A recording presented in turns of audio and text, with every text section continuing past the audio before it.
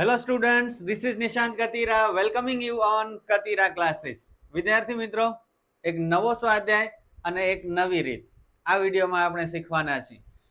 સ્વાધ્યાય ભલે નવો છે પણ રીત આમ જોવા જઈએ તો નવી પણ છે અને જૂની પણ છે. અગાઉ શીખી ગયા છીએ એ જ સૂત્રનો ઉપયોગ થશે પણ નામ રીતનો અલગ છે. કન્ફ્યુઝ થાવ છો ને, મને ખબર છે, પણ સ્ટાર્ટ કરશું બધું ક્લિયર થતું આવશે. બરોબર? સ્વાધ્યાય 1.4 સ્ટાર્ટ કરી રહ્યા છીએ. Question 1 2 3 without wasting any time let's start with a very good thought. The magic you are looking for is in the work you are avoiding. જે ચમત્કારની તમે આશા રાખી રહ્યા છો કે મારી સાથે આમ થઈ જાય તો કેટલું સારું ને હું તો રાતોરાત હોશિયાર થઈ જાઉં, તો આ જે ચમત્કાર તમે અપેક્ષા રાખો છો એ એકચ્યુઅલી તમે જે કામને અવોઇડ કરી રહ્યા છો ને એમાં જ રહેલું છે. અત્યારે તમારું કામ ભણવાનું છે અને ભણવાનું તમે અવોઇડ કરો છો. આવતીકાલથી વાંચશું, હજી તો યર સ્ટાર્ટ થયું છે, થોડાક દિવસ રિલેક્સ કરી લઈએ, આરામ કરી લઈએ, થોડા દિવસ પછી સ્ટડી ચાલુ કરશું. સ્કૂલ જઈએ છીએ ને, ક્લાસીસ જઈએ છીએ ને, અત્યારે શું વાંચવાનું હોય? તો આ જે ભાગો છો તમે ભણવાથી, એ જો ભાગવાનું બંધ કરી દો અને આજથી જ કામ કરવાનું સ્ટાર્ટ કરી દો ભણવાનું, તો ચમત્કાર જુઓ 100% થશે. અત્યારે દેખાશે નહીં પણ રિઝલ્ટ આવશે ત્યારે તમને થશે કે યાર આટલું બધું મને આવડે છે, પેલા ક્યારે મને નહોતું આવડતું, એક્ઝામ ટાઈમે હંમેશા ડર લાગ્યા કરતો, પણ હવે મને કોન્ફિડન્સ છે, હું કરી શકું છું. બરોબર? એક વખત ફરીથી વાંચી લો.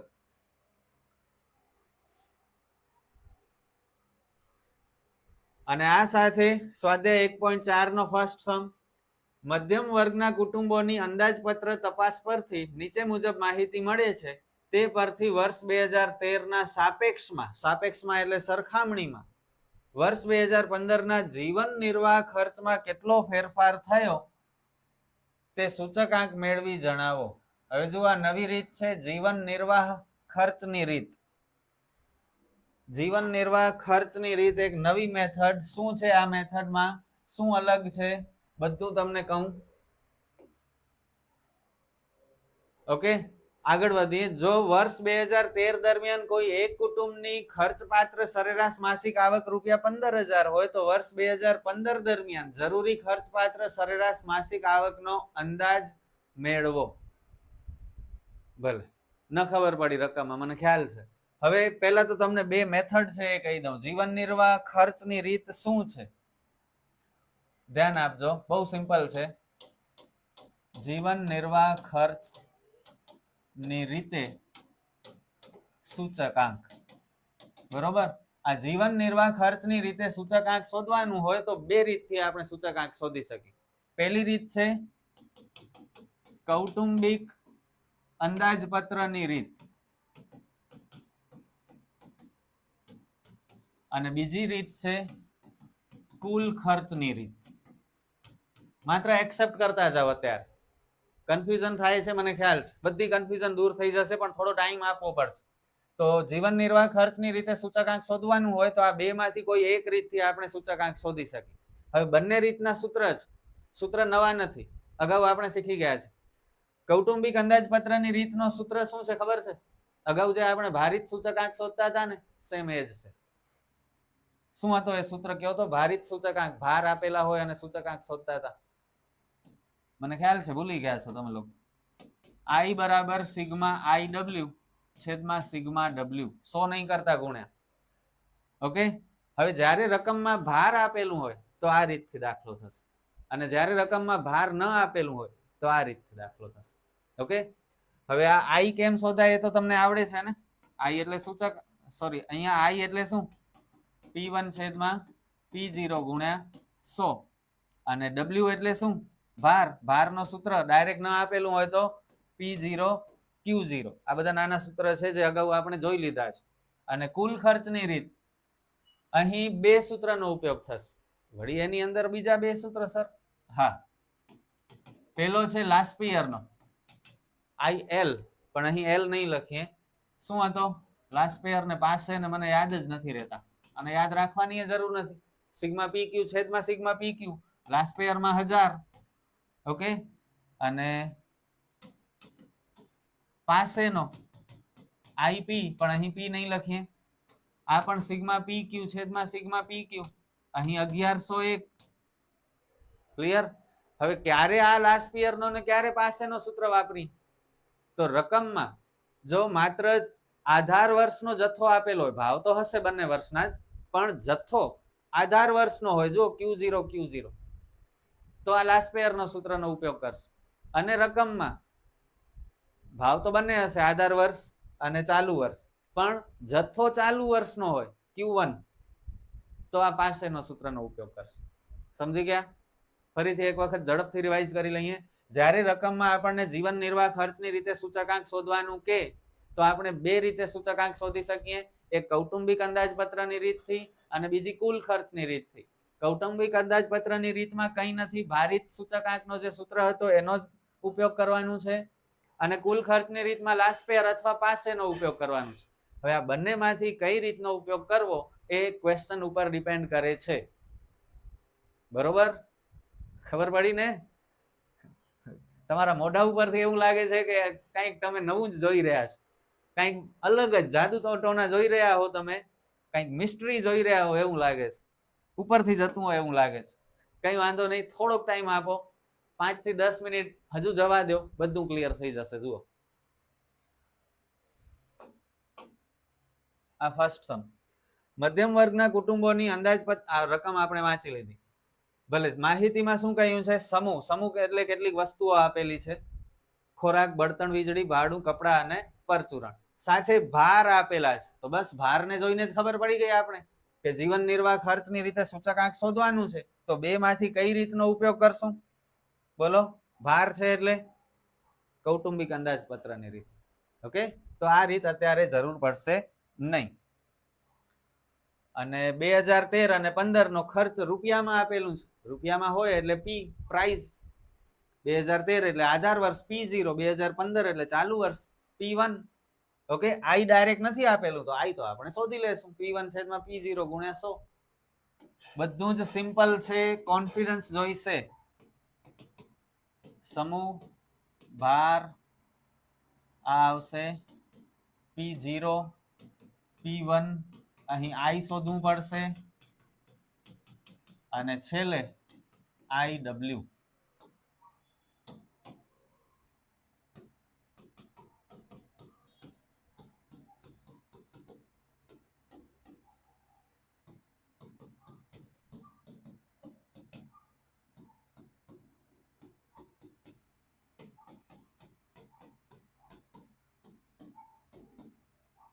બે 2013 ના ભાવ 3000, 1450, 1500, 600 અને 1600. 2015 નો ખર્ચ 3900, 1850, 2400, 900, 1920. હવે આઈ શોધી લઈ. આ બધું સિમ્પલ છે, આ બધું તમે ઘણી બધી વખત કરી લીધું છે, નવું કંઈ નથી, માત્ર સ્ટાર્ટિંગ સમજવાની હતી જે આપણે સમજી લીધી. હવે તો ઈઝીલી થઈ જશે. કરો એલા કેલ્ક્યુલેશન. P1 છેદમાં P0 ગુણ્યા 100, 3900 ભાગ્યા 3000 ગુણ્યા 100 એટલે આ થશે 130. 1850 ભાગ્યા 1450 ગુણ્યા 100 આ કરવું પડશે. 127.59.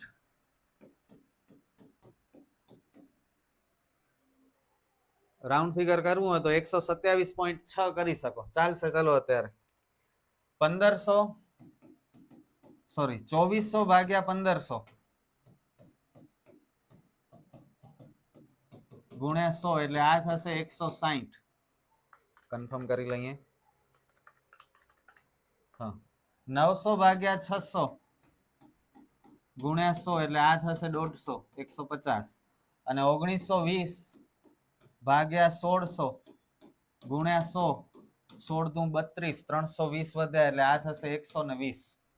ઓકે, હવે IW આ બીજો ખાનો, આ ભાર એટલે W હો, બીજો ખાનો ને પાંચમો ખાનો ગુણાકાર 45 ગુણ્યા 130 5850, 15 ગુણ્યા 127.59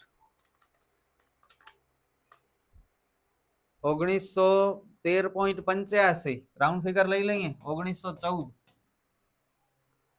10 ગુણ્યા 160 1600 20 ગુણ્યા 900 9 દુ 18 1800 અને 10 ગુણ્યા 120 કઈ ભૂલ થઈ મારી, સમથિંગ ઇઝ રોંગ. જો મેં શું કરી લીધું, ઉતાવળમાં 20 ગુણ્યા 900 કરી લીધા. આવી ભૂલ નહીં કરતા. 20 ગુણ્યા 150 એટલે 3000 અને 10 ગુણ્યા 120 એટલે 1200. બરોબર. બસ હવે ટોટલ કોનો ટોટલ કરશું તો ભારનો, એટલે સિગ્મા ડબલ્યુ 45 ને 15 60 70 90 ને 100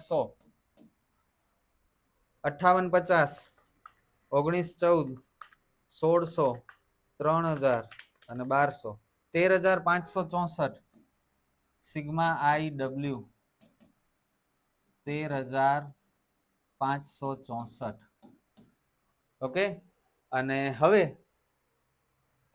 સૂત્ર શું છે? સૂત્ર કૌટુંબિક બજેટ અંદાજપત્રની રીતનો આઈ બરાબર સિગ્મા આઈ ડબલ્યુ છેદમાં સિગ્મા ડબલ્યુ. 100 નહીં કરતા ઉતાવળમાં. 13564 ભાગ્યા 100 એટલે 135.64. ઓકે. આ શું મળ્યો? સૂચકાંક કયા વર્ષનો? 2015 નો. કોની સરખામણીમાં? 2013 ની સરખામણીમાં. એટલે કે 2013 માં જો કોઈ વસ્તુનો ભાવ 100 હોય તો 2015 માં એનો ભાવ કેટલો થઈ જશે? 135.64 થઈ જશે. એટલે કે 35.64% નો વધારો થશે 2 વર્ષમાં. સમજ્યા? જો પૂછ્યું પણ છે 2013 ના સાપેક્ષમાં 15 ના જીવન નિર્વાહ ખર્ચમાં કેટલો ફેરફાર છે તે સૂચકાંક મેળવીને જણાવો. પહેલા એ લખી લઈએ.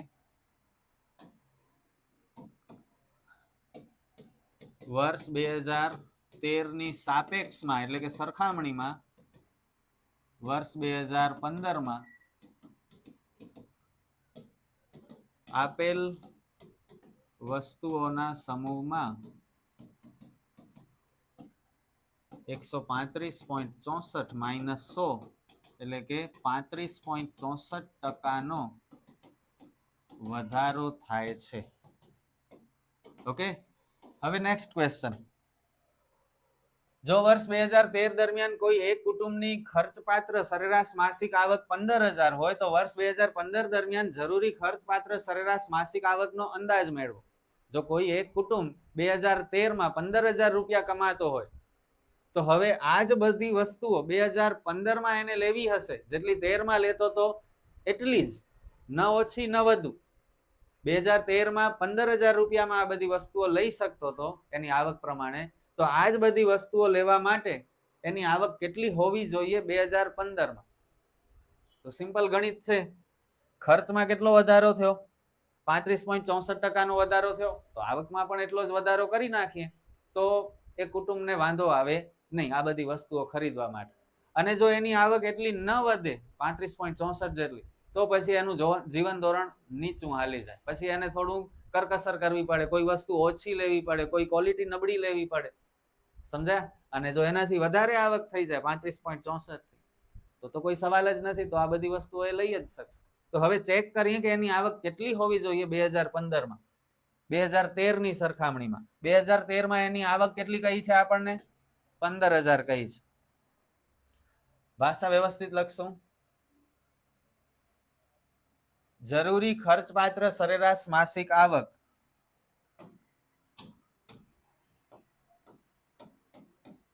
જરૂરી ખર્ચપાત્ર સરેરાશ માસિક આવક બરાબર પેલા 13 ની આવક. બરોબર. ઘણી બધી રીતે થાય. જો બધી રીતે તમને સમજાવું. પેલા 13 ની આવક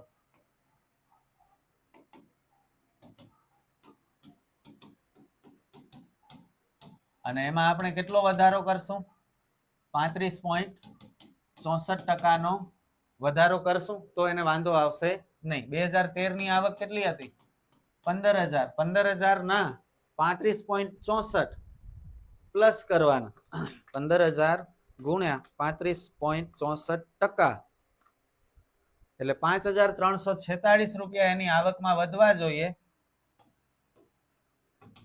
અને એ પ્લસ કરી નાખો એટલે 20,346 રૂપિયા એની જો આવક હોય તો એને આ બધી વસ્તુઓ 2013 લેતો તો એટલી જ લઈ શકશે, કોઈ પ્રોબ્લેમ થશે નહીં. પણ એની આવક 20,346 કરતા ઓછી થશે તો પછી એને કરકસર કરવી પડશે. સમજી ગયા? હવે આને તમે આમ પણ લખી શકો. જુઓ, જો 2013 અને 2015, 2013 નો સૂચકાંક 100 આધાર વર્ષ છે ને, અને 2015 નો કેટલો 135.64. જો 2013 ની આવક કેટલી 15,000, તો કેટલા કરો ચોકડી ગુણાકાર, 15,000 ગુણ્યા 135.64 ભાગ્યા 100, 20,346. આ જરાક વ્યવસ્થિત ભાષામાં લખવાનું. જો 2013 નો સૂચકાંક 100 હોય તો 15 નો સૂચકાંક 135.64. જો 2013 ની આવક 15,000 તો 2015 ની આવક કેટલી? બસ. હવે આ ઈઝી લાગે તો આ, અને આ ઈઝી લાગે તો આ. 2013 ની આવકમાં 35.64% નો પ્લસ કરી નાખવાનો. ડાયરેક્ટ પ્લસ ની સ્વિચ દબાવશો, આ નહીં લખો તોય આવી જશે જવાબ. 15,000 પ્લસ 35.64 કરો એટલે ઇઝીલી 20,346 આવે. સમજી ગયા? તમારા ઉપર છે કેમ કરવું. હજુ આનાથી અલગ પણ રીતે થઈ શકે. હવે જાજુ લફ કરવા કરતા બે મેં સૌથી સહેલી રીત હતી તે તમને સમજાવી દીધી, તો આના પ્રમાણે કરી લેજો. આમાં જરા ભાષા વ્યવસ્થિત લખી નાખવાની. હવે શું હતું આ સમમાં તમે જ કહો. હતું કઈ?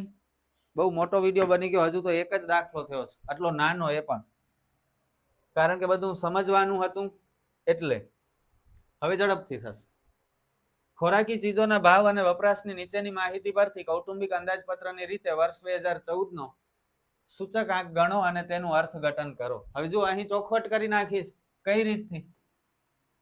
કૌટુંબિક અંદાજપત્રની રીતથી. તો બસ હવે ડબલ્યુ વાળો સૂત્ર જ વાપરશું. કૌટુંબિક અંદાજપત્રની રીતમાં ડબલ્યુ હોય, ભાર હોય, ખબર છે ને? પણ હવે દાખલામાં તો સાહેબ ભાર જ નથી આપેલું, તો શું કરશું? તો ભાર શોધવા માટે મેં તમને સમજાવ્યું. શું છે સૂત્ર? P0 Q0. સમજાયા?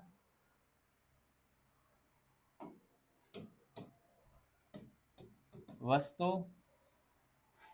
2010, આ 2014.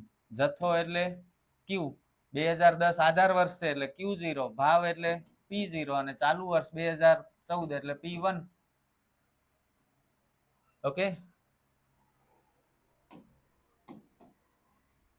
ઘઉં, ચોખા, બાજરી અને તુવેર દાળ. જથ્થો 60, 40, 15, 25. ઘઉંનો ભાવ 10 માં 15 રૂપિયા હતો, 14 માં 18 થઈ ગયા. ચોખા 32 ના 40 થઈ ગયા. બાજરી 12 ની 14 થઈ ગઈ, અને તુવેર દાળ 50 ની 70 થઈ ગઈ. હવે સૌથી પહેલા ડબલ્યુ જોઈશે. ડબલ્યુ એટલે શું? P0 Q0. okay, so first of all we will find P0 Q0, it means W. ત્યારબાદ I શોધવું પડશે. I એટલે P1 છેદમાં P0 ગુણ્યા 100, અને છેલ્લે આપણે IW શોધશું. ચલો P0 Q0, આ પેલા બે ખાનાનો ગુણાકાર 15 છક 90 એટલે આ 900, 32 ચોક કેટલા થાય? 4 દુ 8 ને 4 તેરી 12, 1280. 15 ગુણ્યા 12 180, અને 25 50 125, પાછળ 0. ત્યારબાદ I P1 છેદમાં P0 ગુણ્યા 100, 18 ભાગ્યા 15 ગુણ્યા 100 એટલે આ થશે 120. 40 ભાગ્યા 32 ગુણ્યા 100, આ કદાચ 125 થવું જોઈએ. 40 ભાગ્યા 32 ગુણ્યા 100, 125. 14 ભાગ્યા 12 ગુણ્યા 100, આ પોઈન્ટમાં આવશે. 14 ભાગ્યા 12 ગુણ્યા 100 116.67 અને 70 ભાગ્યા 50 ગુણ્યા 100 એટલે 140. ઓકે, બસ. હવે આઈડબ્લ્યુ એટલે આ બંનેનો ગુણાકાર 900 ગુણ્યા 120 1,08,000. 1280 ગુણ્યા 125 1,60,000. 14 ગુણ્યા 116.67 1633.38. રાઉન્ડ ફિગર લઈ લઈ. 1633 અને કઈ ભૂલ લાગે છે. 900 ગુણ્યા 120 બરોબર કર્યા હતા. 1280 ગુણ્યા 125 1,60,000 બરોબર. 180 ગુણ્યા 116.67 આમાં ભૂલ છે જો 21,000.6 એટલે કે 21,000 પૂરા. અને 1250 ગુણ્યા 140 1,75,000. ચલો ટોટલ કરીએ. કોનો ટોટલ કરશું? એક તો ડબલ્યુ નો 900 1280 180 1250 3610 અને આઈડબ્લ્યુ 1,08,000 1,60,000 21,000 1,75,000 4,64,000.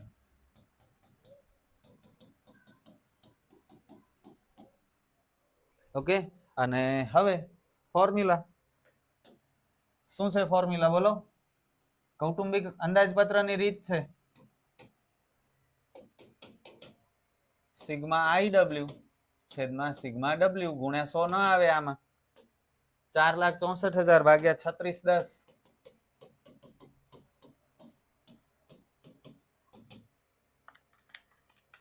128.53.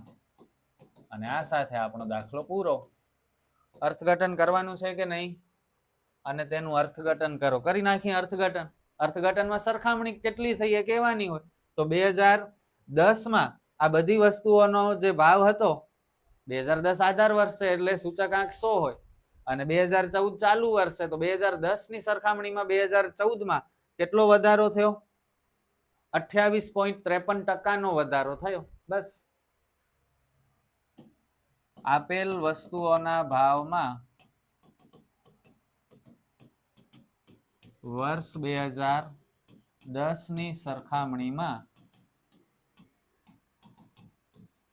વર્ષ 2014 128.53 માઇનસ 100 એટલે કે 28.53% નો વધારો થયો. કેટલું સિમ્પલ હતું? ઈઝી છે, બધું ઈઝી છે. માત્ર રકમ વાંચીને કઈ રીતનો ઉપયોગ કરવો એ ખબર પડવી જોઈએ. ઓકે, આગળ વધીએ. નેક્સ્ટ સમ, દાખલા નંબર 3. નીચેની માહિતી પરથી કુલ ખર્ચની રીતે વર્ષ 2015 માટેનો જીવન નિર્વાહ ખર્ચનો સૂચકાંક ગણો. જો મેથડનું નામ આપી દીધું છે કુલ ખર્ચની રીત, એટલે કાં તો લાસ્ટ પેયર કાં તો પાસ. આ બે માંથી કોઈ એક સૂત્રનો ઉપયોગ થશે. તો માહિતી આપણે વાંચશું એના ઉપરથી ડિસાઈડ કરશું. અને રકમ જોઈને તમને યાદ આવી હશે સ્વાધ્યાય 1.3 ના 5 માર્ક વાળા દાખલાને. આવી? બસ ચેન્જ કરવું પડશે એકમ. ખ્યાલ છે ને? સર કેમ ખબર પડે? તો સિમ્પલ છે. જો 5 વસ્તુઓ આપેલી છે ABCD E. પેલા એ ઉપર ધ્યાન આપો. એકમ ક્વિન્ટલમાં છે ને જથ્થો કિગ્રામાં છે. એ ન ચાલે. એકમ અને જથ્થો સેમ જ જોઈએ. કાં તો બંને કિગ્રા જોઈએ કાં તો બંને ક્વિન્ટલ જોઈએ. તો અહીં આપણે ચેન્જ કરશું. જનરલી ક્વિન્ટલ ને કિગ્રામાં કરીએ તો વધારે ઇઝીલી થઈ જાય. બરોબર? તો ક્વિન્ટલ ને ચેન્જ કરશું આપણે, કિગ્રા કરી નાખશું 1 કિગ્રા. પણ જ્યારે ભાવ આપેલા હોય ને ભાવ, એ ભાવ હંમેશા એકમ પ્રમાણે હોય. એટલે કે ક્વિન્ટલ એટલે 100 કિલોગ્રામ અને આપણે જો કિગ્રા કરશું તો આ 100 કિગ્રાના ભાવ છે. તો આ પણ ચેન્જ થશે ભાવ. એકમ ચેન્જ થાય તો ભાવ ચેન્જ થાય, યાદ રાખી લેજો. હવે જો લખીએ એટલે તમને ખ્યાલ આવશે. આ થઈ જશે 1200 ભાગ્યા 100 એટલે 12 રૂપિયા 1 કિલોગ્રામના અને 1700 ભાગ્યા 100 એટલે 17 રૂપિયા 1 કિલોગ્રામ. ઓકે, તો એટલું ચેન્જ કરવું પડશે. સેમ એવા ચેન્જીસ આગળ પણ બધામાં કરવા પડશે, જે હવે તમને કદાચ ઓલરેડી ખબર હશે. વસ્તુ એકમ 2014, જેમાં જથ્થો અને ભાવ 2014 આધાર વર્ષ છે, 2015 ચાલુ વર્ષ છે. આધાર વર્ષ એટલે Q0, જથ્થો માટે 0, ભાવ માટે P0, અને ચાલુ વર્ષ હોય તો Q1 ને P1. અહીં માત્ર ભાવ જ આપેલો છે ચાલુ વર્ષનો, તો P1. હવે કઈ ખબર પડી? લાસ્ટ પેયર કે પાસે? લાસ્ટ પેયર નો ઉપયોગ થશે, કારણ કે જથ્થો આધાર વર્ષનો છે. લાસ્ટ પેયર નો સૂત્ર આધાર વર્ષ સાથે સંકળાયેલો છે, અને પાસેનો સૂત્ર ચાલુ વર્ષના જથ્થા સાથે સંકળાયેલો છે. તો અહીં આધાર વર્ષનો જથ્થો છે એટલે લાસ્ટ પેયર નો સૂત્ર આવશે. ઓકે, અને લાસ્ટ પેયર નો સૂત્ર શું છે? PQ 2 વખત અને 1000 1000. આ બધું તમને આવડે છે. P1 Q0, P0 Q0. વસ્તુ છે A, B, C, D અને E. એકમ ચેન્જ કરશું આપણે, ક્વિન્ટલ ને કિલોગ્રામમાં ફેરવશું, એટલે જથ્થો તો કિલોગ્રામમાં જ છે, તો એ ચેન્જ નહીં થાય, પણ ભાવ ચેન્જ થશે. 1200 100 કિલોના તો 1 કિલોના 12, અને 1700 100 કિલોના તો 1 કિલોગ્રામના 17. પછી વસ્તુ બી, એમાં જુઓ એકમ કિગ્રામાં છે ને જથ્થો એ કિગ્રામાં છે, બંને કિગ્રામાં છે, તો સર ચેન્જ કરવાની જરૂર નથી. ના, ખાસ યાદ રાખજો, એકમ જ્યારે 10 કિલો હોય, 20 કિગ્રા હોય, 20 લીટર હોય, 10 લીટર હોય, આવી રીતે એક સિવાય કોઈ નંબર હોય ને, તો એને આપણે 1 કિગ્રા કે 1 લીટરમાં લઈ આવવું પડે. એટલે અહીં આપણે 20 કિલોગ્રામના શું કરી નાખશું? 1 કિલોગ્રામ. હવે એકમ ચેન્જ કર્યો તો ભાવ ચેન્જ થશે. જથ્થો કિલોગ્રામમાં જ છે એટલે નો ચેન્જ. ભાવ 340 આ 20 કિલોગ્રામના છે, તો એને 1 કિલોગ્રામ એટલે 340 ભાગ્યા 20 એટલે 17 રૂપિયા, અને 380 ભાગ્યા 20 એટલે 19 રૂપિયા 1 કિગ્રાના. વિભાગ સી લીટરમાં છે. જો હમણાં જ મેં સમજાવી, 1 લીટરમાં જોઈએ એકમ. અહીં 10 લીટર છે, તો એને 1 લીટર કરી નાખીએ. જથ્થો લીટરમાં જ છે એટલે નો ચેન્જ. હવે આ 10 લીટરના ભાવ છે, 30 રૂપિયા 10 લીટરના, તો 1 લીટરના 3 અને 4. ડઝન, એકમ ડઝનમાં છે, જથ્થો નંગમાં છે, ન ચાલે. સેમ જોઈએ બને, એકમ અને જથ્થો. તો કાં તો આપણે ડઝન ને નંગમાં ફેરવી, કાં તો નંગ ને ડઝનમાં ફેરવી. નંગ ને ડઝનમાં ફેરવશું તો પોઈન્ટમાં આવી જશે. એના કરતા બેટર છે કે ડઝન ને આપણે નંગમાં ફેરવી નાખીએ. તો જથ્થો નંગમાં બરોબર છે. આ 15 રૂપિયા ડઝનના ભાવ છે, એટલે કે 12 નંગના ભાવ છે, તો 15 ભાગ્યા 12 કરો એટલે 1.25 થશે. અને 24 રૂપિયા 12 નંગના ડઝનના ભાવ છે, એટલે 1 નંગનો ભાવ થશે 2 રૂપિયા. અને વસ્તુ ઈ મીટરમાં છે. એકમ મીટરમાં, જથ્થો મીટરમાં, એટલે બધું બરોબર છે, તો કોઈ ચેન્જ નહીં થાય. ભાવમાં કોઈ ચેન્જ નહીં થાય, બરોબર, કારણ કે એકમ 1 મીટર છે, કઈ ના કઈ હોય તો 1 મીટર. બસ, હવે તો બધું સિમ્પલ.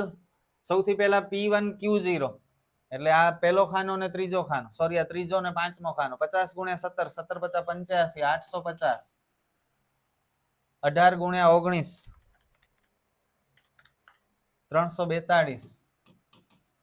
12 ચોક 48, 20 દુ 40, અને 14 ગુણ્યા 16, 224.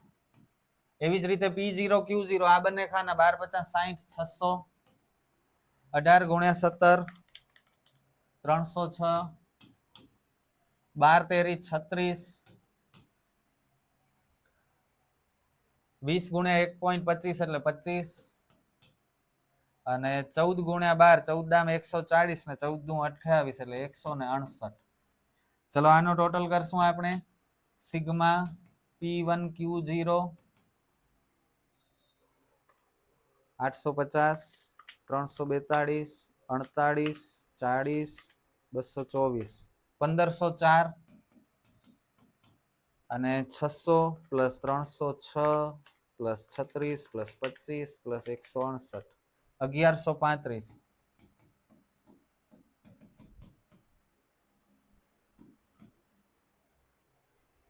બસ, હવે ફોર્મ્યુલા લાસ્ટ પેયર નો સૂત્ર, પણ એલ નહીં લખીએ આપણે, બરોબર, માત્ર આઈ જ લખશું. સિગ્મા P1 Q0 છેદમાં સિગ્મા P0 Q0 1504 ભાગ્યા 1135